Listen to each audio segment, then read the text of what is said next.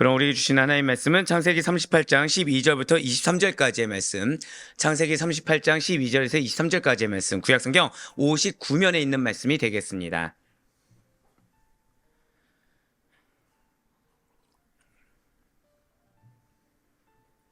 창세기 38장 12절부터 23절까지의 말씀 우리 한 절씩 교독하신 후에 마지막 23절 말씀은 한 목소리로 합독하도록 하겠습니다. 제가 먼저 12절 말씀 읽도록 하겠습니다.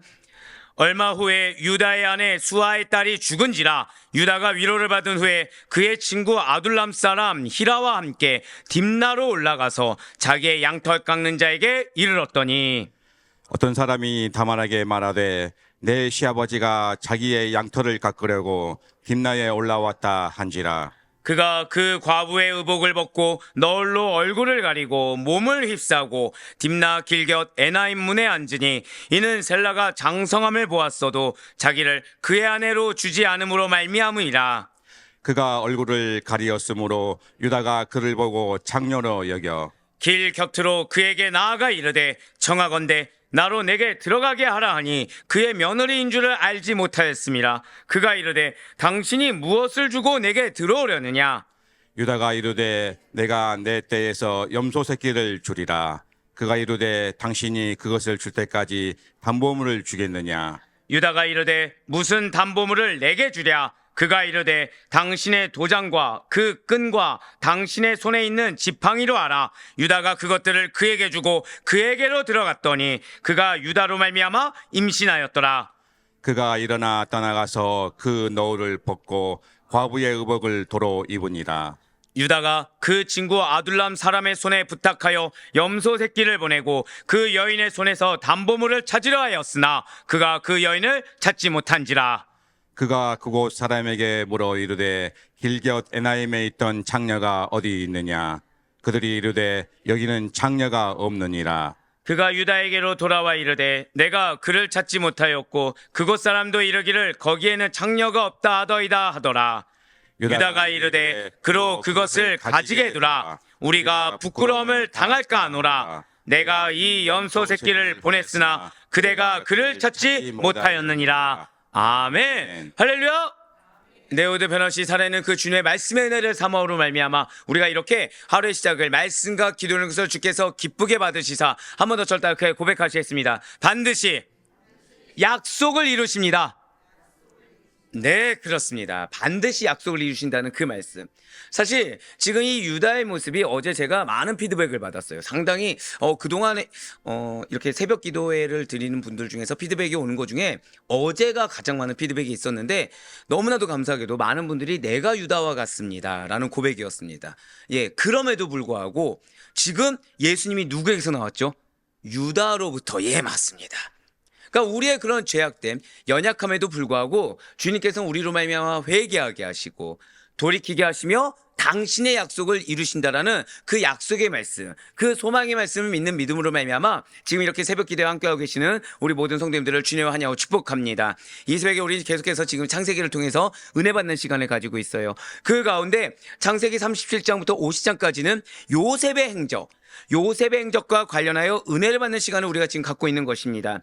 그중에 지금 창세기 37장은 요셉이 애굽의 종으로 팔려가게 된 내용이 기록되어 있습니다. 그리고 우리가 지금 살펴보고 있는 창세기 38장 말씀은 야곱의 넷째 아들 유다와 그의 며느리 다말이 쌍둥이 형제인 베레스와 세라를 낳은 사건이 기술되고 있다는 거죠. 그 가운데 이제 오늘 본문 창세기 38장 12절부터 23절까지는 다말이 아니 어떻게 해서 시아버지인 유다의 아이를 잉태하게 된 것인지에 대한 사건의 전말이 기록되고 있다는 것입니다. 자, 먼저 오늘 본문 창세기 38장 12절부터 13절까지의 말씀 한번 먼저 보도록 하시겠습니다. 얼마 후에 유다의 아내 수아의 딸이 죽은지라 유다가 위로를 받은 후에 그의 친구 아둘람 사람 히라와 함께 딥나로 올라가서 자기의 양털 깎는 자에게 이르렀더니 어떤 사람이 다말에게 말하되 내 시아버지가 자기의 양털을 깎으려고 딥나에 올랐다 한지라. 아멘. 여기서 우리가 좀 먼저 알아둬야 될 것은 지금 유다의 행실입니다.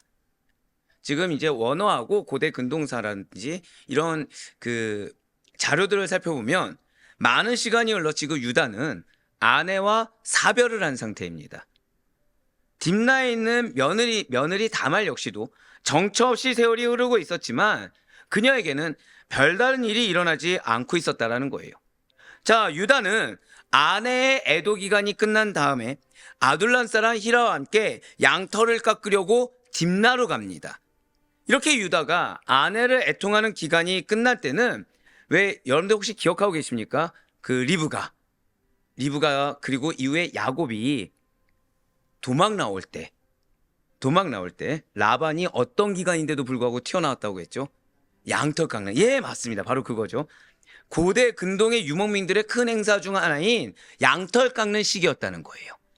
자, 당시의 애도 기간은 유명인은 보통 50일에서 70일 정도를 애도하고요. 보통 사람은 7일 정도를 애도합니다. 즉 유다는 7일 정도를 애도한 다음에 양털 깎는 행사를 위해서 딥나로 가게 된다는 것이죠. 이렇게 유다가 아직 딥나에 도착하기 전에 다말은 자신의 시아버지인 유다가 딥나로 오고 있다라는 소식을 전해 들었습니다. 놀랍게도 자, 지금 유다는 딥나에 왜 간다고요? 양털 깎는 행사에 참석하기 위해서. 즉 양털을 깎으러 갔습니다. 그런데 자신의 며느리 다말이 딥나에 있다라는 사실은 까맣게 잊고 있었습니다. 자, 누가 다말을 딥나로 보냈죠? 유다가 보냈습니다. 그런데 유다는 까맣게 잊고 있습니다. 그와는 대조적으로 다말은 할 일 없이 기다리고 있어요. 언제쯤이면 시아버지가 자신에게 연락하여 남편감을 줄지에 대한 약속을 잊지 않는 것인가, 언제쯤 줄 것인지 그것을 스스로 잊지 않고 기다리고 있었다는 거죠. 아이러니하죠? 누가 선미입니까? 누가 이방인입니까? 이방 여인은 약속을 잊지 않고 있어요. 선미는 약속을 잊고 있습니다. 사랑하는 성도님들, 반드시 기억하셔야 돼요. 우리는 언제나 우리의 언행에 대해서 늘 항상 주의를 기울일 수 있어야 됩니다. 내가 자녀와 했든 형제와 했든 배우자와 했든 부모님과 했든 우리의 입 밖으로 나간 말은 한번 고백하실게요. 반드시 무게가 있습니다. 예, 하나님 앞에 무게가 있어요. 책임을 져야 된다라는 것이죠. 예, 지금 안타깝게도 유다는 지금 유다와 다말 그 사이에서 누가 이방인인지 알 수 없을 정도로 유다는 까맣게 잊고 딥나로 갑니다. 하지만 다말은 약속을 기억하고서 자신의 위치 가운데 그 약속을 기다리고 있었다는 거죠. 하지만 중요한 것은 시간이 많이 흘러도 자, 유다에게 연락이 왔습니까? 안 왔습니까? 안 왔다는 거예요. 당연하죠. 약속을 까먹고 있으니까. 아무런 소식이 없었습니다. 결국 다말은 셀라가 장성하기를 기다리라 라는 유다의 말을 신뢰하지 못하게 됩니다. 자, 다말이 무엇을 어떻게 하게 됐다고요? 고백하실게요. 유다의 말을 신뢰하지 못합니다. 이걸 기억하셔야 돼요. 그래서 다말은 유다의 말을 신뢰하지 못하게 됩니다. 그래서 스스로의 힘으로 해결책을 찾고자 했다라는 거예요. 그 방법이 무엇이었습니까? 바로 창녀로 변장해서 딥나로 가는 에나임 문에 앉아있기를 선택했다는 것이죠. 창세기 38장 14절 말씀을 이어서 보도록 하시겠습니다. 그가 그 과부의 의복을 벗고 너울로 얼굴을 가리고 몸을 ip사고 딥나 길겨 에나임 문에 앉으니 이는 셀라가 장성함을 보았어도 자기를 그의 아내로 주지 않음으로 말미암음이라. 아멘. 지금 붉은색으로 표현된 부분을 보시길 바라요. 셀라가 장성함을 보았어도 자기를 그의 아내로 주지 않음으로 말미암음이라 라고 나와 있습니다. 바로 이 구절이 다말이 장녀 변장까지 해서 유다를 통해 자녀를 잉태하고자 했던 의도를 나타내주고 있다는 거죠. 예, 맞습니다. 우리가 절대 오해하지 말아야 될 것이 있습니다. 다말이 이방 여인이어서 어떤 순결에 대해서 정조 개념이 없었다. 다말이 이렇게 장녀 복장을 하고 사람들의 통행이 비모한 성문의 출입구에 앉아 있었던 것이 오랫동안 남편이 없었기 때문에 자신의 육신적인 정욕을 채우기 위해서였다라고 착각해서는 안 된다는 거예요. 지금 다말은요, 유다와 다르게 책임감이 있습니다. 한 가문에 속한 여자로서의 책임감을 잊지 않고 있어요. 그에 더해서 장자의 아내였습니다. 장자의 아내였던 여인으로서 가문의 대를 잇는 씨를 남겨서 떳떳하게 자신의 권리를 주장하며 살아가라는 무서운 집념까지 보이고 있다는 거예요. 자, 누가 선민 같습니까? 지금 장자의 축복을 놓치지 않으려는 자가 누구입니까 대체? 어제 말씀드렸다시피 지금 현재 야곱 가문의 실질적인 장자가 누구라고 말씀드렸습니까? 유다죠. 그에 따른 책임과 그에 따른 축복을 놓치지 않겠다는 집념이 지금 유다에게 있습니까? 아니면 장자의 축복을 모르고 있는 다말에게 있습니까?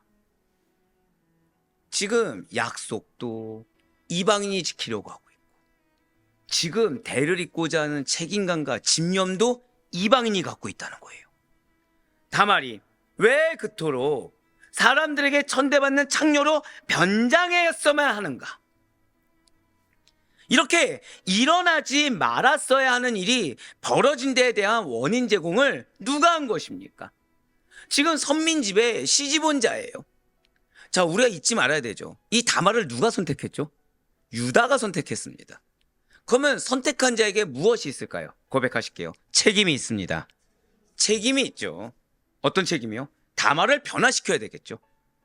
다말을 변화시켜서 여호와 하나님을 믿게 했어야 됩니다. 그런데 지금 아이러니하게 다말을 창녀로 변장하게 만든 책임이 누구에게 있습니까? 그렇습니다. 유다가 있어요. 약속을 잊어버린 유다에게 있습니다.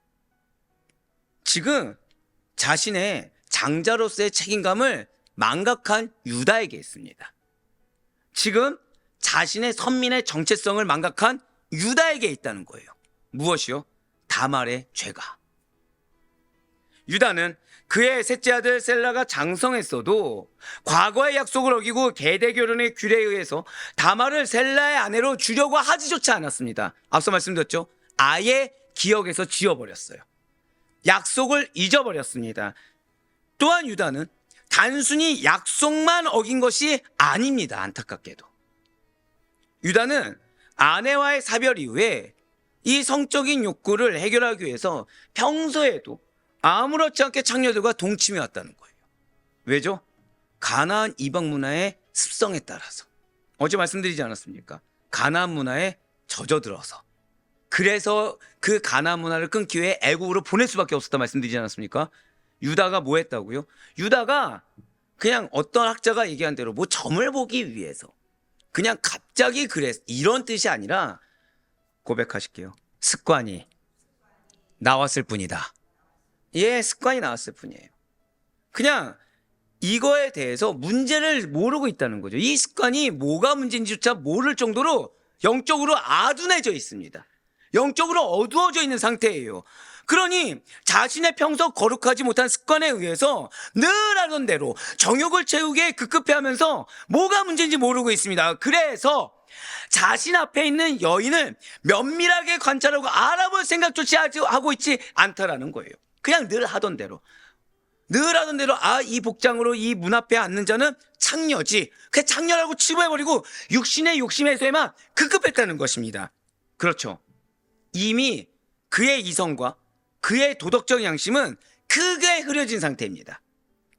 딥나에 가서 흐려진 것이 아니라 이미 그의 습관이 그의 이성과 양심을 흐트러 놨다는 거예요. 약속에 대해서 망각하고 있고 말씀에 매여 있고 언약에 매여 있어야 되는 자가 한 번 더 고백하실게요. 자신에게 매여 있습니다. 예, 맞아요. 자신에게 매여 있어요. 어제 유다 어떤 모습이었습니까? 계속 남 핑계죠. 계속 아버지 볼낯이 없어서, 자녀를 위해서 계속해서 핑계예요. 지금 여전히 누구에게 매여 있습니까? 자신에게 매여 있어요. 그러니까 어제 오늘 말씀에서 그냥 유다는 계속해서 자신에게 익숙한 대로 나올 뿐입니다. 그래서 지금 현재 눈앞에 다말이 자기가 선택한, 그래서 자기가 선택해서 엘에게 준 며느림에도 불구하고 알아보지 못하고 있다는 거예요. 예, 맞습니다. 이어지는 창세기 38장 15절에서 18절까지는 유다가 창녀로 변장한 다말과 동침하여 잉태하게 된 내용입니다. 지금 유다는 장녀로 변장한 다말을 보고 동침하고자 합니다. 근데 앞서 말씀드렸던 대로 자, 다말을 누가 선택했죠? 유다가 선택했어요. 유다는 눈앞에 자신이 선택해서 장남 엘에게 주었던 며느리 다말을 까마득하게 몰라보고 있습니다. 다말을 왜요? 자신의 정욕 채우는 데만 집중하다 보니까 앞에 있는 여인이 누군지, 이 여인이 어떤 여인이고 어떤 상태인지를 전혀 분별하지 못하고 이 문제 해결, 문제는 지금 뭐예요? 영적인 문제가 아니라 내 현실의 문제, 내 정욕의 문제를 해결하기만 급급하다는 거예요. 다말은 유다에게 몸값을 치르라고 요구합니다. 지금 다말은 목적이 뚜렷해요. 유다는 지금 당장은 줄 것이 없으니까 나중에 염소 새끼를 주겠다고 약속하죠. 근데 다말은 무엇이 뚜렷하다고요? 지금 목적이 뚜렷합니다. 당연히 다말은 거기서 물러날 이유가 없죠. 왜냐하면 지금 다말이 원하는 것이 무엇입니까? 지금 다말이 원하는 것은 염소 새끼와 같은 어떤 물질, 재산적 가치가 있는 물건이 아니기 때문이라는 거예요. 다말이 목표로 둔 것은 아이입니다. 누구의 아이죠? 유다의 피예요. 자신이 시아버지인 유다의 아기를 갖게 되었을 때 아이의 아버지가 유다라는 것을 증명해 줄 증거물, 곧 담보물이 필요했다라는 것입니다. 다시 한번 더 여쭤볼게요. 누가 이방인입니까? 선민은 욕심을 해결하는 데에만, 정욕을 해결하는 데만 급급하고 있습니다. 자신의 정체성을 놓치고 있어요. 다말은 자신이 지금 해야 될 것이 무엇인지를 명확하게 알고 다른 것에 현혹되지 않고 있습니다. 창세기 38장 18절 말씀을 보시길 바라요. 유다가 이르되 무슨 담보물을 내게 주랴? 그가 이르되 당신의 도장과 그 끈과 당신의 손에 있는 지팡이로 알아. 유다가 그것들을 그에게 주고 그에게로 들어갔더니 그가 유다로 말미암아 임신하였더라. 아멘. 자, 지금 유다가 무엇이라고 반문하고 있나요? 붉은색 옆에 문을 보시면 무슨 담보물을 내게 주랴 라고 하면서 담보물을 요구하는 다말에 대해서 궁금증을 갖고 있습니다. 아니, 지금 이 하룻밤에 염소 새끼 정도면 충분하고도 남을 텐데 염소 새끼를 나중에 받으면 되지 왜 그런 거지? 라면서 유다는 염소 새끼를 내가 반드시 주겠다고 했는데 아니 믿으면 되지 무슨 담보물까지 요구하는 거야? 라면서 다말을 이상하게 여기고 있어요. 그런데 지금 다말은 과연 유다가 약속을 지킬 것인가 안 지킬 것인가가 중요한 것이 아닙니다. 지금 다말은 유다가 약속을 안 지키는 자라는 걸 알고 있습니까? 모르고 있습니까? 알고 있죠. 그렇기 때문에 지금 이 염소 새끼를 나중에 주냐 지금 주냐, 이 염소 새끼를 주는 약속을 나에게 이행하냐, 이것이 지금 중요한 것이 아니라는 거예요. 다말은 담보물을 핑계로 해서 자신이 잉태할 아이의 아버지가 유다라는 증거물이 될 물건이 무엇이 있을까에만 집중하고 있습니다. 계속해서 지금 다말은 뭐에만 관심이 있어요? 내가 대를 이어야 돼. 내가 대를 이어야 돼. 자, 다말의 입장에서 물질이 필요할까요? 필요하지 않을까요? 고대 근동사를 보잖아요. 과부가 사람 대접 받습니까? 못 받습니까? 못 받습니다. 그래도 친정인데 아니요. 친정 가면 오히려 돌 맞아 죽기 딱 좋습니다. 고대 근동 문화를 보잖아요. 그래서 과부는 친정으로 돌아가느니 뭐 하는 게 낫냐? 차라리 거렁뱅이가 되는 게 낫습니다. 차라리 진짜 창녀가 되는 게 낫고요. 근데 다말은 순종한 거예요. 왜요? 유다가 약속했으니까. 그러면 지금 다말의 입장에서 재산이 필요할까요? 필요하지 않을까요? 필요하죠. 필요하죠. 근데 다말은 지금 끝까지 놓치지 않고 있어요. 자, 이방인임에도 불구하고 예수 그리스도의 계보에 왜 기록되었는지 이제 슬슬 느낌이 오시죠. 누가 지금 선민 같습니까? 누가 이방인 같습니까? 그래서 지금 다말은 다른 데 집중하지 않습니다. 물질 집중하지 않아요. 유다의 약속 집중하지 않습니다. 지금 다말은 오직 단 하나 고백하실게요. 유다의 신분, 그거에만 포커스를 두고 있어요. 유다의 신분을 증명해 줄 만한 것만을 지금 요구하고 있다라는 것입니다. 구체적으로 무엇을 요구한 것입니까? 창세기 38장 18절 말씀을 다시 한번 더 보도록 하실게요. 지금 다말이 요구한 것이 이것입니다. 붉은색 편대문을 보시면 당신의 도장과 그 끈과 당신의 손에 있는 지팡이로 하라. 여기서의 도장, 끈, 지팡이는 사실은 유다의 신분을 밝힐 수 있는 가장 확실한 증거물입니다. 왜입니까? 당시의 도장은 그러니까 오늘날 따지면 주민등록증입니다. 운전면허증, 주민등록증 같은 거예요. 소유자의 신분이나 권리를 나타내는 것으로서 개인의 기본적인 휴대품이자 상거래를 하는 데 있어서도 꼭 필요한 품목이었다는 거죠. 그리고 근동 사람에게 있어서 지팡이는 여행자들의 보행을 도우며 또는 가축을 칠 때 사용하는 필수품이자 가장 중요한 것이 또 하나 있습니다. 고백하실게요. 부족 증명서. 지팡이가 무엇이라고요? 자신의 부족을 나타내는 물건. 그러니까 이 부족이 어떤 부족이냐? 이 지팡이를 통해서 알 수 있는 거예요. 즉, 우리나라 따지면 뭐라고 해야 될까요? 예를 들어서 이제 광명이잖아요. 그럼 광명시에 사시는 분들은 뭐가 있는 거예요? 주민등록증과 더불어서 광명시 거주증명서 이런 걸 하는 거죠. 지금 다말이 뭘 원했느냐? 한마디로 오늘날로 따지면 당신의 주민등록증 또는 운전면허증을 주십시오.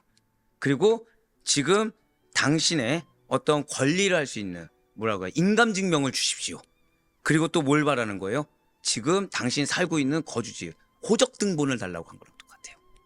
호적등본 맞나요? 지금 살고 있는데 주민등록증이 있으니까 어쨌든 오늘날 따지면 그런 겁니다. 지금 유다에게 뭘 바랬다고요? 유다에게 오늘날 따지면 주민등록증과 지금 여기서 그 중에 하나 달라는 게 아닙니다. 지금 다말이 원하는 게 주민등록증과 인감증명과 그리고 거주지 하여튼 이런 증명서 3가지를 달라고 한 거예요. 자, 정상적으로 한번 생각해 봅시다. 줄 수 있을까요, 없을까요? 없어야 정상이죠. 다말은 지금 유다의 도장과 끈, 지팡이의 의미를 아주 잘 알고 있었습니다. 그렇기 때문에 요구하고 있는 거예요. 이처럼 지금 다말은 매우 치밀하고 집요합니다. 자신의 목적을 달성하기에 가장 확실한 물건들을 담보물로 요구하는 철두철미함을 지금 보이고 있다는 거예요. 그런데 유다는 이러한 다말의 깊은 속뜻을 모르고 있습니다. 도장과 끈과 지팡이가 가진 의미를 알고 있으면서도, 그러니까 우리에게서 주민등록증 하면 우리는 의미를 아나요, 모르나요? 알죠? 마찬가지로 유다는 알고 있어요. 그래서 이걸 요구할 때 이상하게 여기가 정상입니다. 그런데 지금 유다는 나중에 염소 새끼와 교환하면 되지, 아니란 생각으로, 비록 자신에게 굉장히 중요한 것이긴 하지만 이것을 아무렇지 않게 선뜻 내어주고 있다는 거예요. 왜죠? 정욕이 너무 중요했어요. 왜라고요? 이미 습관이 그렇게 들여버린 거예요. 산성도님들, 습관은 정말 중요합니다. 습관은 나도 모르는 사이에 내가 하는 언행이 뭐가 문제인지 모르고, 그래서 이 언행이 나에게 어떤 리스크를 안기는지도 모르는 상태에서 나도 모르게 내뱉게 됩니다. 나도 모르게 행하게 된다는 거예요. 습관이란 쉽사리 바뀌기가 쉽지가 않습니다. 그래서 나쁜 습관이 된다고 한다면 무슨 수술을 써서라도 고칠 수 있어야 된다는 거예요. 나쁜 물, 나쁜 습관, 나쁜 언행, 이거는 한 번에 내가 은혜 받아서 고친다? 아니요. 어떤 환경 때문에 내가 어쩔 수 없다? 아니요. 그럴 수 있는 계제일 것이 아니에요. 유다의 핑계 뭐였는지 아십니까? 사별해서. 한번 여쭤볼게요. 사별했다고 해서 빈번하게 창녀와 자는 일이 허용될 수 있습니까? 지금 유다의 정체성은 무엇이죠? 선민이죠. 여호와 하나님께서 무엇을 원하시는지 아는 선민입니다. 근데 유다는 현실적인 이유가 핑계였어요. 유다는 인간적인 이유가 핑계였어요. 단 한 번도 지금 영적으로 서 있지 않습니다. 근데 입술은 어때요? 다 핑계는 나름의 이유가 있는 거예요. 나름의 이유. 어제부터 계속 드렸지만 유다의 핑계 중에 우리가 인간적으로 봤을 때 나쁘다고 생각되신 게 있습니까? 자, 아버지 볼라도 없어서 내가 아버지 낯을 피해서 잠시 다른 데로 가겠습니다. 내가 요셉 볼낯이 없어서. 지금 아내하고 사별했는데 내가 다른 여인을 드리기가 미안해서. 다 나름의 이유가 있죠. 하지만 그의 행동의 결과는 무엇이죠? 죄라는 거예요. 행동의 결과 무엇이라고요? 죄에 불과하다는 거죠. 그래서 유다는 지금 앞에 있는 사람이 원하는 것이 뭔지 분별을 못하고 있습니다. 유다는 지금 내가 무엇을 해야 될지 분별을 못하고 있습니다. 지금 뭐만 하면 되죠? 욕구만 해결하면 되는 거예요. 지금 내가 지금 마음을 어렵게 하는 이 문제만 해결된다면 상관없다는 식입니다. 왜요? 나중에 바꾸면 된다. 나중에 이러면 된다. 나는 아니란 생각으로 지금 현재 내가 무엇을 원하는 것이 문제이고 내가 무엇을 원해서 하는 언행이 문제인지를 전혀 분별하지 못하는 거죠. 왜요? 난 나중에 갚을 거니까. 나는 지금 나중에 와서 염소 새끼를 갚아주면 되니까. 난 나중에 와서 이거를 해서 찾으면 되니까. 그래서 결국 유다는 다말의 요구대로 도장, 끈, 지팡이를 담보물로 주고 동침하게 됩니다.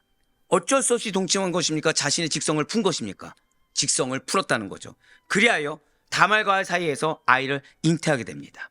사랑하는 우리 성도 여러분들, 유다가 창녀를 변장한 다말에게 넘겨준 이 도장과 끈과 지팡이가 어떠한 의미가 있다고 말씀을 드렸습니까? 한 집안을 다스리는 가장으로서의 유다의 신분과 유다의 권위와 유다의 모든 것을 상징하는 거예요. 따라서 도장과 끈과 지팡이를 지금 창녀에게 넘겨주었다는 것은 유다가 한 집안을 다스리는 가장으로서, 좀 더 가볼까요? 한 가문의 실질적인 장자 역할을 하는 자로서 자신의 귀한 신분과 자신의 권위가 어떠한 것인지를 모르고 소홀히 여기고 있다는 것을 증거해주고 있다는 거죠. 한번 고백하실게요. 정체성을 놓치고 있습니다. 정체성을 놓치고 있다는 거예요. 그 결과 유다는 그래서 자신의 명예와 권위가 실추되는 수치를 당하게 되는 것입니다. 사랑하는 우리 성도 여러분들, 그런데 이러한 유다와 같이 많은 성도님들 중에서도 마땅히 소중하게 생각하고 지켜야 될 하나님의 백성으로서의 거룩하고 존귀한 이 신분과 권위를 소홀히 하는 자들이 있다는 거예요. 근데 문제는 지금 유다처럼 내가 소홀히 하는지를 모르고 있다는 거죠. 나의 언행이 왜 소홀히 하는 건지 모르고 나의 이 지금 행동들이 왜 소홀히 하는지를 모르고 있다는 거예요. 사랑하는 성도 여러분들, 우리의 정체성은 무엇입니까? 그리스도인이죠. 우리의 정체성은 한번 고백하실게요. 거룩한 하나님의 백성. 거룩한 하나님의 백성이에요. 그럼 한번 더 고백하실까요? 왕 같은 제사장. 이거를 놓치지 마셔야 돼요. 그냥 단순히 나는 성도입니다 뒤에 숨어서는 안 됩니다. 나는 그리스도입니다 뒤에 숨어서는 안 돼요. 우리의 정체성에 반드시 포함되는 것은 거룩한 하나님의 백성입니다. 그리고 왕 같은 제사장이에요. 그렇다고 한다면 우리에게 있어서는 환경을 초월하는, 사람을 초월하는 그에 걸맞는 합당한 모습이 반드시 뒤따라야 된다는 거죠. 한번 생각해 보시기 바라요. 한 나라의 왕이 자기 멋대로 살면 됩니까? 안 됩니까? 안 되죠. 왜죠? 왕도 사람이잖아요. 왜 안 되죠? 네? 백성들이 보니까 영향력이 있으니까. 다 정답이죠. 다 정답이죠. 맞아요. 왕은 사람으로서 그 자리에 앉아있는 것이 아닙니다. 말 그대로 왕으로서 그 자리에 앉아있는 거예요. 왕은 언제나 자신의 양 어깨에 백성들의 무게를 짊어지고 살아간다는 사실을 잊으면 안 됩니다. 즉 왕의 언행은 누구를 대변하는 거죠? 백성들을 대변하는 거예요. 왕의 결정은 누구를 대변하는 것입니까? 백성들을 대변하는 거예요. 그래서 언제나 자신의 신분과 명예를 실추시키지 않을 수 있도록. 왜죠? 내가 말 한마디 잘못하면 나만 욕먹는 것이 아니라 나라 전체가 욕먹는 거거든요. 내가 언행 한번 잘못하면 나만 수치를 당하는 것이 아니라 백성 전체가, 나라 전체가 수치를 당하는 거거든요. 그래서 말과 행동을 항상 조심하고 실수하지 않기 위해서 노력하는 것이 당연하다는 거예요. 사랑성도님들, 왕의 고대 근동뿐만 아니라 중세, 현 근대까지 제왕학을 배웁니다. 제왕학. 제왕학의 가장 필수가 뭔지 아십니까? 고백하실게요. 책임감. 책임감이에요. 제왕학에서. 제왕학에서는 품위를 가지라고 하죠. 품위를 가지라고 합니다. 그와 더불어서 어떤 나라와의 교역에 있어서 항상 이 내가 가진 나라의 크기의 자금을 보는 것이 아니라 무게를 느끼라고 기록되어 있습니다. 그렇기 때문에 앞에서 항상 당당해야 돼요. 자긍심이 있어야 돼요. 항상 떳떳해야 됩니다. 인간적인 거 아니요. 백성들의 무게로. 왜냐하면 왕은 대표성을 가진 한 나라의 왕이기 때문이에요. 한 번 더 고백하실게요. 나는 대표성을 지녔습니다. 이제 이것이 어떤 뜻인지 아시겠죠? 대표성을 지녔다는 것은 책임이 있다는 거예요. 책임이 있다는 것입니다. 이 책임이 영적 책임이에요. 언제나 나의 언행이 하나님의 얼굴을 먹칠할 수도 있고 하나님께 영광이 될 수도 있다. 자, 그런데 이제 현실의 문제가 있을 수 있죠. 유다처럼. 현실의 문제가 있습니다. 근데 제가 아까 뭐라 말씀드렸죠? 왕은 무엇을 초월해야 된다고요? 환경을 초월하고 사람을 초월해야 됩니다. 그게 있습니다. 저는 담임 목사죠. 제 어깨에는 누가 있죠? 여러분들이 있어요. 여러분들이 있습니다. 그렇기 때문에 자, 저는 혈액형이 뭐라고요? 하지만 저는 그거를 드러내선 안 됩니다. 언제나 포용해야 돼요. 넓은 마음이어야 됩니다. 언행 하나하나에 주의를 기울여야 돼요. 더불어서 설교 하나하나에도 여러분들과 하나님께 부끄럽지 않아야 됩니다. 저의 삶 하나하나도 목사라서가 아니라 아델포이 교회 담임 목사이기 때문에 비록 내 형편이 어떠하든지 간에 당당해야 됩니다. 나는 굶어 죽을지언정 누구는 먹여야 돼요? 여러분들은 먹여야 돼요. 영적으로 먹여야 되고 말씀으로 먹여야 되고 내가 힘들다고 내가 앙알대고 제가 여기서 막 힘듭니다. 이거는 대표로서 자격 상실입니다. 이거는 정체성을 상실한 거예요. 근데 이 모습은 여러분들도 마찬가지입니다. 여러분들은 어떠한 영혼과 어떠한 공동체를 양 어깨에 짊어지고 있는 영적 대표예요. 그럼 여러분들은 지금 내가 체감하는 삶이 또는 내 지금 감정이 내 육신의 어떤 감각이 힘드냐 안 힘드냐 이게 중요하지 않습니다. 그보다 더 중요한 것은 한 번 더 고백하실게요. 정체성이 중요해요. 정체성이 중요하기 때문에 유다의 모습이 우리의 모습이 되어서는 안 됩니다. 지금 유다는 어제도 말씀드렸다시피 자기가 지금 다 희생하고 있어요. 자기가 지금 다 괴롭고 있어요. 이미 그 모습 자체가 한 가정의 가장의 모습도 아니고 한 가문의 실질적인 장자 역할도 못하고 있는 것입니다. 그랬더니 결국 그 결과가 나옵니까 안 나옵니까? 나오는 거죠. 지금 유다는 말로는 떠나간 아내한테 미안해서라고 하지만 실질적으로는 뭐를 하고 있었다고요? 정욕만 해소하고 있었어요. 정욕만. 우리의 입이 거룩함? 항상 드리는 말씀이 있죠. 누구나 다 거룩하게 얘기할 수 있어요. 하지만 행동의 결실은 하나님이 알고 계십니다. 우리 사랑하는 성도님들은 늘 항상 행동의 결실 역시도 왕 같은 제사장에 합당할 수 있길 간절히 소망합니다. 우리는 언제 어디서나 영혼을 맡고 있고 예수 그리스도의 형상을 드러내야 되는 하나님의 거룩한 백성이요. 왕 같은 제사장인 성도란 사실을 잊지 말아야 돼요. 그렇기 때문에 우리의 정체성에 합당하게 왕과 같은 제사장의 모습으로 살아가야 되는 거지. 즉 누구처럼요? 고백하실게요. 예수 그리스도. 예수님께서 금식했다고 나 이렇게 힘들어라고 하셨습니까?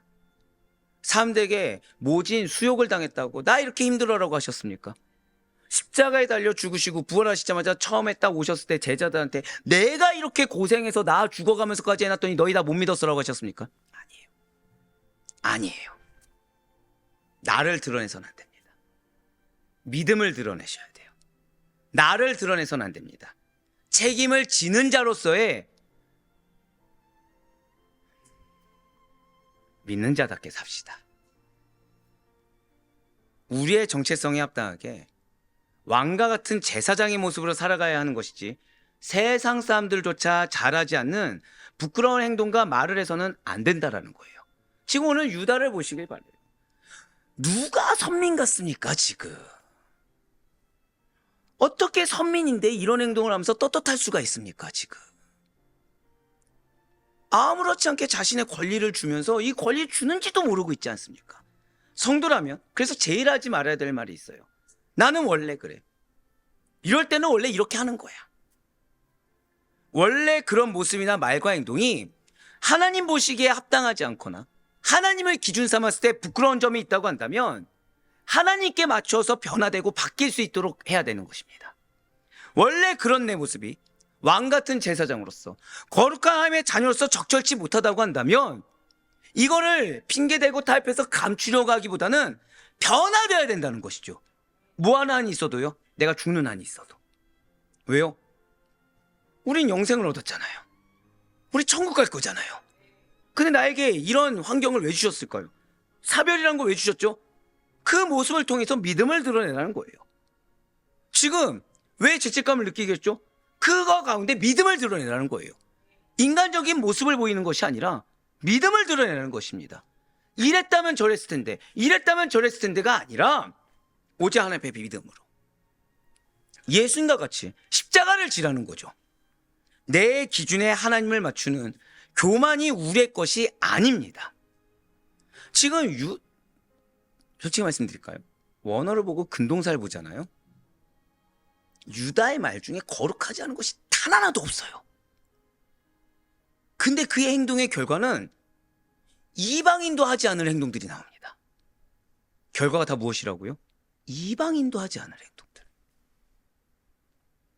하나님께서 인정하시는 기준에 맞춰야 됩니다. 내 기준에 맞추어서 하나님을 끌어당기면 우리의 결과는 추잡하고 더러운 것들만 나오게 됩니다. 하나님께 합당하게 행해야 돼요. 사랑과 환경에 합당하게 행하는 것이 결코 아닙니다. 그래서 사도 바울이 우리에게 이렇게 강력하게 권면하는 거예요. 데살로전서 2장 12절의 말씀 보시길 바랍니다.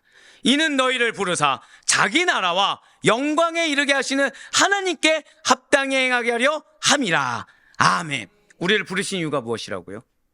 하나님께 합당하게 행하게 하려고. 이거예요, 이거. 근데 우리를 어디에 이르게 하신다고요? 이 땅 가운데 잘 먹고 잘 살라고? 사람에게 인정받으라고요? 아닙니다. 하나님 나라와 우리에게 영광 주실 그 하나님의 영광에 이르게 하시는 그 하나님께 합당하게 한번 고백하실게요. 나의 기준은 하나님이십니다. 이걸 기억해야 돼요. 이걸 잊어버리면 지금 내가 하는 언행이 무엇이 문제인지 발견할 수가 없게 됩니다.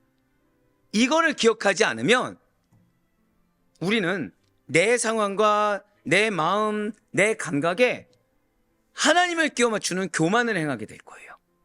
무엇이 중점이 되죠? 내 마음과 내 환경이 중점이 되게 됩니다. 그래서는 안 돼요. 누군가가 그래서 믿음의 모습을 보이면 그건 그 사람이니까라고 치부해버리게 됩니다. 그래서는 안 된다는 거예요. 지금 유다는 하나님께 합당한 모습이 결코 아니었습니다. 평소에 본인의 습관에 익숙한 대로. 뭐에 익숙하다고요? 말씀에 익숙한 것이 아니에요.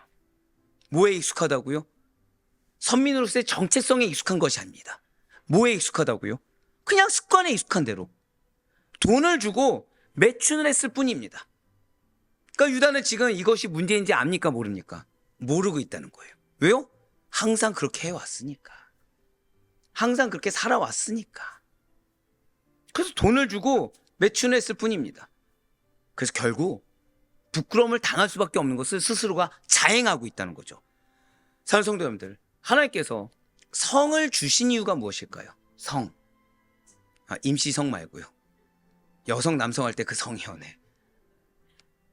부부가 잘 기억하셔야 돼요. 서로의 사랑을 확인하고 자녀를 낳아 번성함으로 이 땅에 믿는 자녀가 충만하게 하도록 하기 위해서. 그렇기 때문에 성욕이라는 것은 원래 고결한 것입니다. 어떤 욕구 해소가 아니라 무엇이라고요? 사랑의 표현이 돼야 되는 거예요. 그런데 성욕을 잘못되게 사용해서 성을 사고파는 행위를 하는 것은 사실상 상대방 안에 있는 거룩한 하나님의 형상을 파괴하는 엄청난 죄를 범한다는 것이죠. 그리하여 매춘에 가담하는 서로는 서로가 사람이기를 거부하고 짐승보다 못한 존재가 되어버린다는 것입니다. 그런데 유다가 그것이 무엇이 문제인지를 모르고 있었다는 거예요. 왜요? 자신은 타당한 이유가 있거든요. 사별을 해서. 자신은 타당한 이유가 있어서 죄를 반복하다 보니까 죄가 어떻게 되었어요? 무감각해졌거든요. 그러다 보니 이것이 이제 문제인지조차 모르고 있는 거예요. 이어지는 창세기 38장 19절부터 23절까지는 다말이 창녀로 변장한 옷을 벗고 다시 과부의 옷을 입음으로써 결국 유다는 다말에서 담보물을 찾지 못하는 내용이 나오게 됩니다. 이에 유다는 이렇게 한숨 쉬게 되는 행동을 또 하게 됩니다. 자신의 부끄러운 모습이 사람들에게 알려질까 봐 담보물을 찾는 것을 포기합니다. 자, 담보물이 무엇이라고요? 절대 고백하실게요. 신분과 권리. 지금 나의 정체성과 나의 권리가 더 중요한 것이 아니라 뭐가 중요해요? 사람의 평가가 중요해요. 제가 굉장히 충격적인 기사를 하나 봤습니다. 요즘 기사는 아니었고요. 사실은 이제 작년 기사인데 팬데믹이 끝났습니다. 팬데믹이 끝났어요. 그런데 이 명품 시장에서 호황이 끝날 줄 알았는데 호황이 안 끝난다는 기사였어요. 근데 그 밑에 청년들이란 걸 봤습니다. 헤드라인에. 궁금해서 봤어요. 팬데믹 때 다른 거에 대한 욕구 해소가 안 되니까 명품을 사들이기 시작한 겁니다. 그걸 해소하는 거죠. 근데 문제가 생긴 겁니다. 팬데믹이 끝났어요. 일상으로 돌아왔습니다. 그럼 뭘 해야 되죠, 이제? 일상에 최선을 다해야 되죠. 근데 이제 청년들이 이 명품 맛이 들은 거예요. 그러다 보니까 명품을 사는 것이 문제다라는 거를 인식하지 못하고 뭐가 됐죠? 이거를 계속 유지하고자 하는 겁니다. 그러니까 오히려 어른들은, 나이가 있으신 분들은 빨리 일상으로 돌아가기 시작했는데 청년들은 어떻게 됐다고요? 이거를 계속 유지하고자 새로운 거를 서로가 경쟁하듯이 사는 거예요. 뭐만 쌓아가죠? 빚만. 그 중에 하나가 또 무엇이었습니까? 가푸어였죠.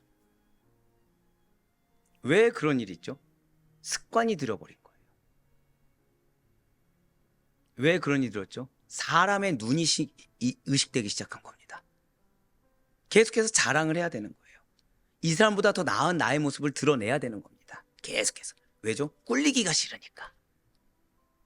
무엇으로 증명하고 싶은 겁니까?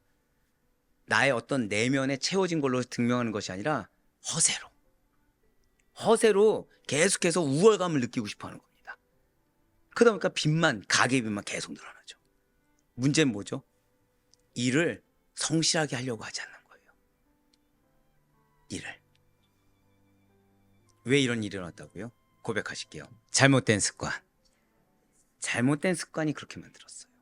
무엇이 문제인지 모르고 내 형편에 맞지 않는 그거를 사는 게 문제라는 걸 인식하지 못하고 얘도 사는데 얘도 이렇게 하는데 이런 것들만. 그래서 누구를 원망합니까? 부모를 원망하고. 누구를 원망하니까? 환경을 원망하고 사회를 원망하고. 누구는 문제가 없어요? 나는 문제가 없어요. 나는 열심히 하려고 하는데 도와주지 않는다. 계속해서. 사랑하는 성도님들, 우리에게 가장 중요한 것은 사람의 눈이 아닙니다. 우리에게 가장 중요한 것은 하나님의 시선입니다. 우리에게 중요한 것은 잠시 잠깐 느끼는 허세와 우월감이 아니에요. 우리에게 진짜 중요한 것은 하나님이 우리에게 뭐라고 말씀하시는가. 이것이 가장 중요합니다. 이어지는 38장 19절부터 23절까지는 조금 긴 내용인데요. 그 중에서 38장 20절과 23절 말씀만 끝으로 보도록 하시겠습니다.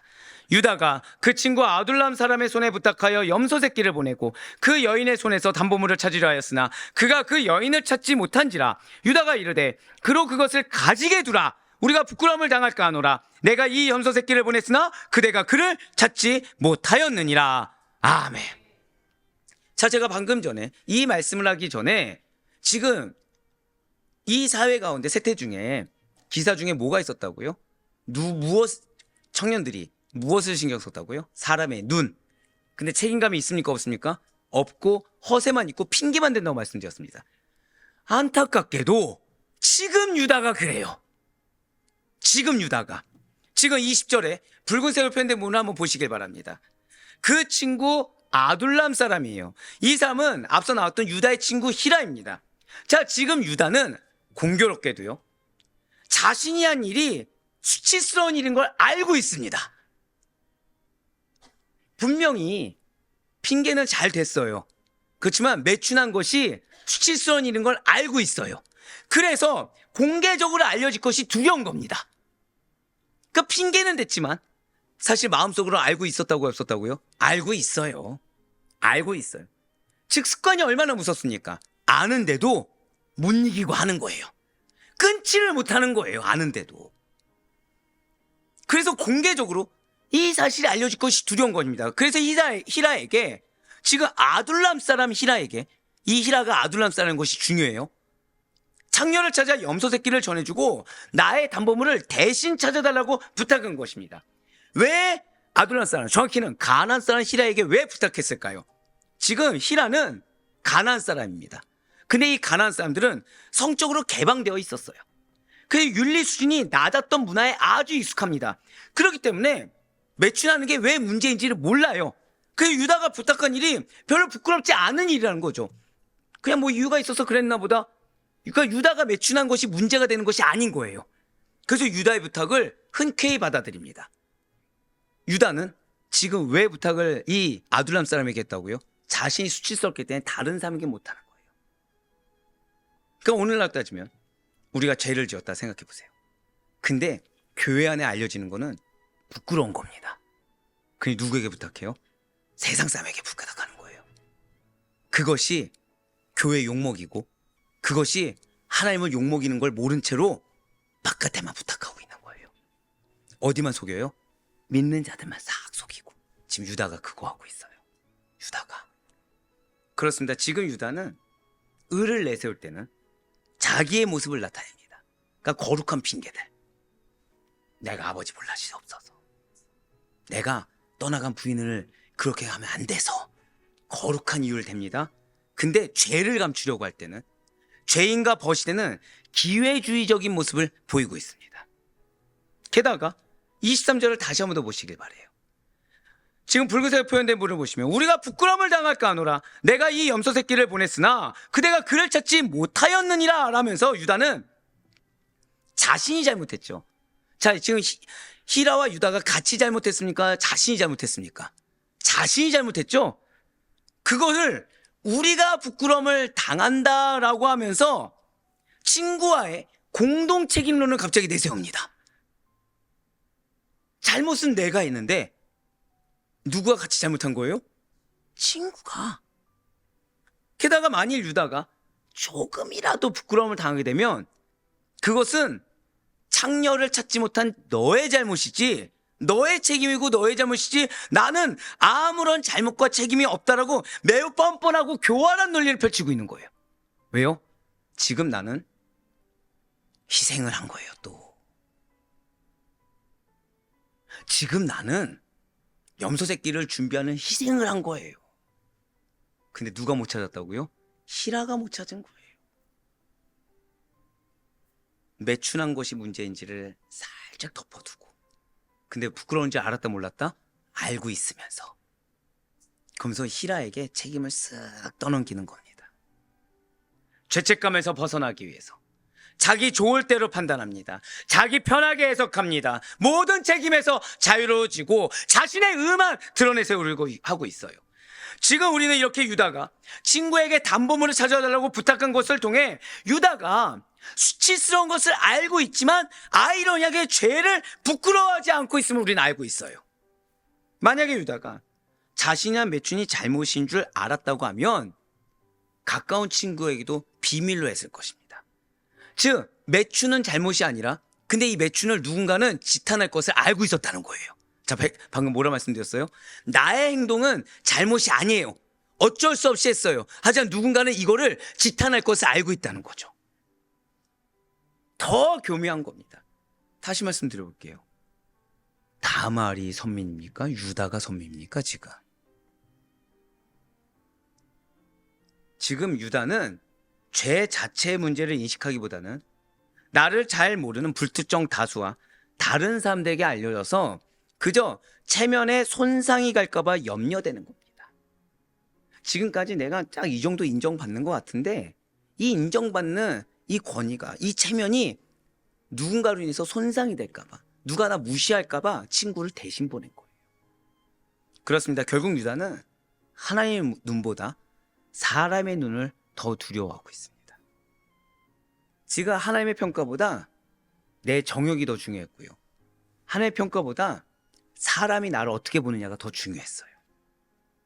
이러한 모습을 어떻게 하나님께서 택하신 백성으로서의 올바른 태도라고 할 수가 있겠습니까?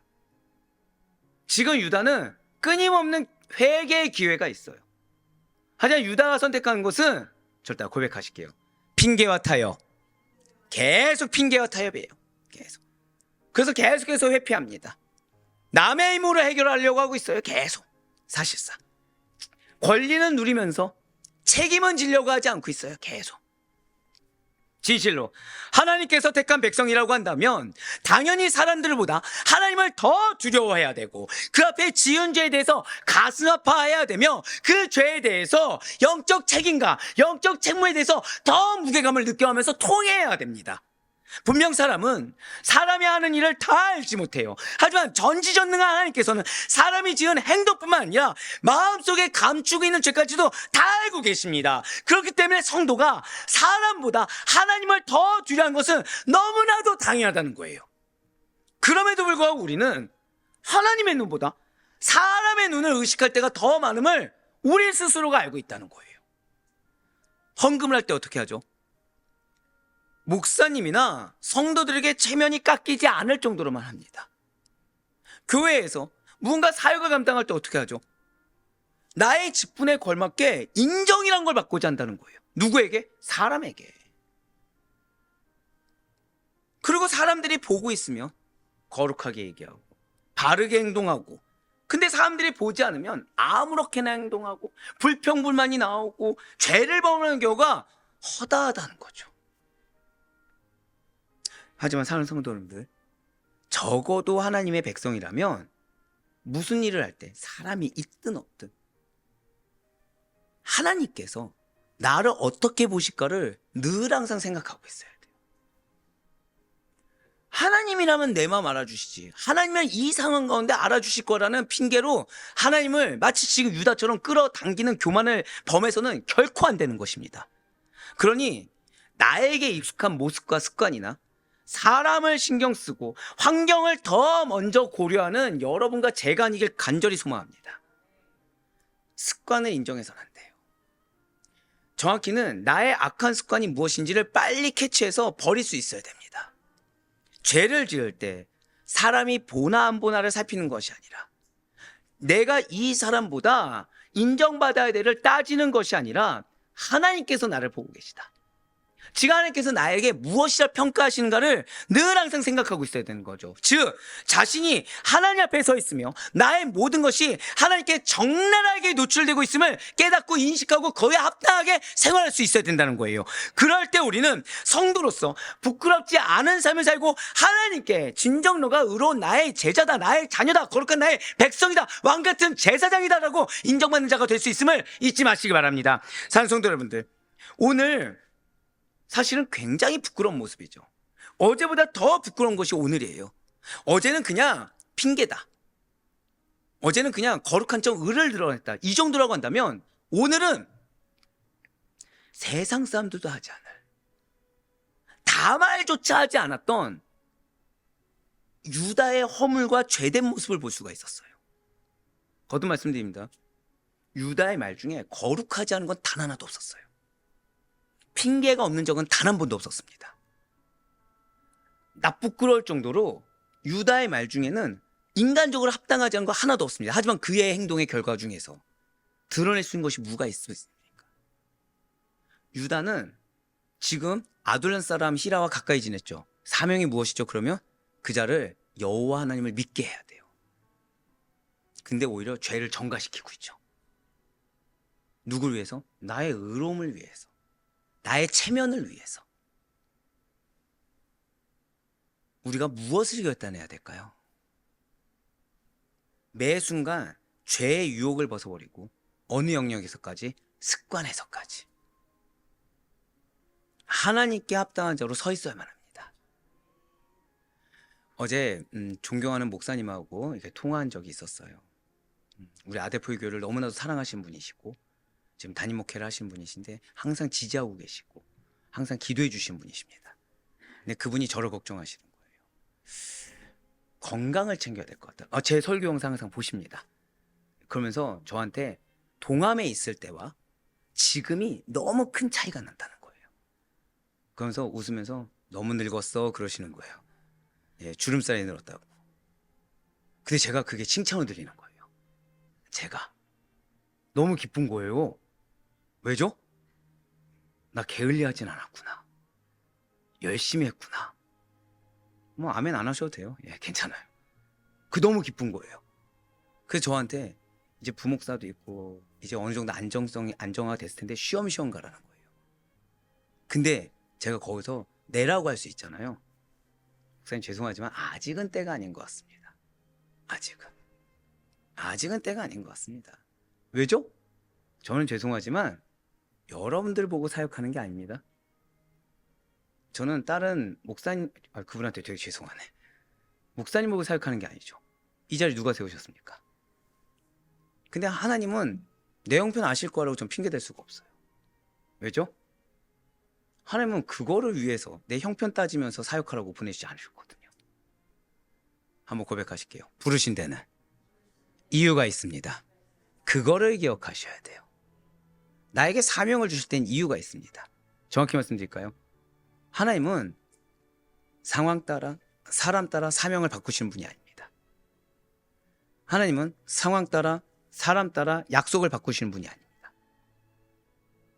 약속과 내 현실의 삶이 갭이 크게 느껴지십니까? 이유가 있다는 걸 깨달으셔야 돼요. 그래서 이 갭을 누군가가 메꿔주겠지라고 유다같이 생각해서는 안 됩니다. 왜죠? 그 말 뒤엔 뭐가 있냐? 이 약속의 권리는 내가 누리고 싶어요. 근데 책임은 내가 다하고 싶지 않거든요. 그 뒤에 숨어서는 안 돼요.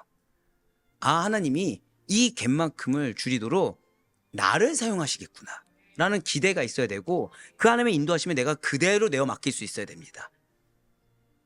그것이 습관조차도 죄의 유혹에서 벗어날 수 있는 지름길입니다. 지금 이 순간 나의 연약함과 허물투성이 실존을 바라보셔야 돼요. 항상 드린 말씀 있죠. 문제를 인식하는 것이 은혜입니다. 문제를 인식하고 인정하는 것은 축복입니다. 누가 인식하게 하셨을까요? 하나님이에요. 근데 문제를 인식하게 하셨는데 그것을 핑계대고 타협되고 내가 외면하고 모른 척하면 그건 저주입니다. 죄송하지만 그건 유다의 모습이에요. 아닙니다. 하나님께서 여러분들을 부르시고 여러분들 통해 이미 하나님께서 약속을 주셨어요. 우리 한번 선포하실까요? 내가 축복의 통로입니다. 이걸 잊어서는 안 돼요. 우리는 어깨에 나로 인해서 축복받을 영혼들, 나로 인해 축복받을 공동체를 우리는 짊어지고 살아가는 자들입니다. 하나님께서는 특별히 나를 선택하셨다는 사실 잊으시면 안 돼요. 그러니 바라볼 꺼냈기는 그러니 절실하게 세상 가운데서 해결하려고 보지 마시고 지금 유다는 자신의 정욕 어디서 해결하려고 했죠? 하나님 안에서 쳐서 복종한 것이 아니라 세상 가운데 아무렇지 않게 지금 유다는 문제가 터졌습니다. 하나님 앞에 회개하는 것이 아니라 누구에게 떠넘겼죠? 히라에게. 그런 것이 아니라 하나님의 보호하심과 하나님의 인도하심을 간구하시며 그 가운데 이미 나에게 베푸신 은혜와 섭리를 깨닫고 감사하시는 가운데 늘 항상 하나님 기준으로 하나님의 뜻에 부합하는 삶을 살기로 결단하며 나아갈 수 있는 축복된 우리 모든 성도인들의 삶이 될 수 있기를, 오늘의 유다와는 정반대의 우리 모두가 될 수 있기를 주님의 이름으로 간절히 축원합니다.